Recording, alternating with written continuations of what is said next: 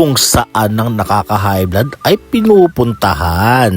Andito lang naman kami ngayon sa Kanto 8 na matatagpuan lang siya sa 3rd Street, Caloocan City. Meron daw ditong masarap na ulo eh. Uy, yung pigar-pigar oh. Uy, sarap. Pero hindi yan ang dinayo namin dito. May isa akong kaibigan dito na hinatak niya talaga ako dito sa kainan na to.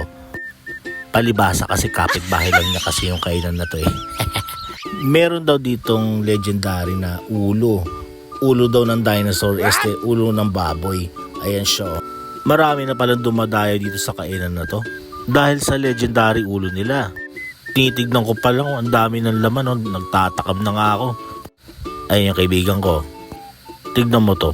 Akala ko ulo lang o-order namin, pati lechong kawali din pala. Yung totoo, gutom na gutom.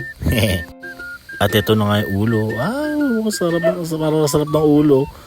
Tapos nalaglag pa tong cellphone ko. Aray. I cannot wait. Oh, ito na. Akin na to. Amin to. Sasakalin kong kukuha nito. Kuya, lagyan mo na ng sabaw. Ayun. O nga pala, ano sila? Pay as you order sila. So, bayad agad tayo. Ito na pala yung in-order namin, no? Ang ulo is 180. Yung lechong kawalis, 90 pesos.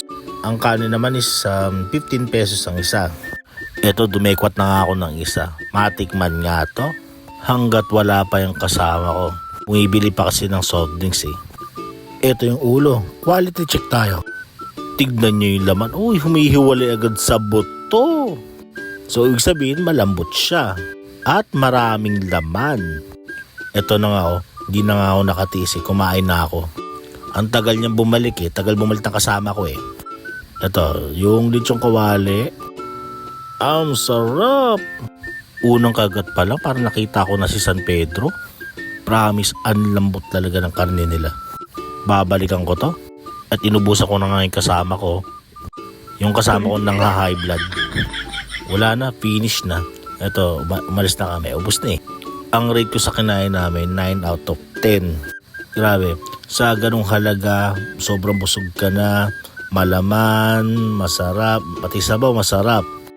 Wala lang si Idol eh, yung may-ari. Magpapapicture sana ako, kaso wala daw, namalengke daw eh. So, thank you. See you next time.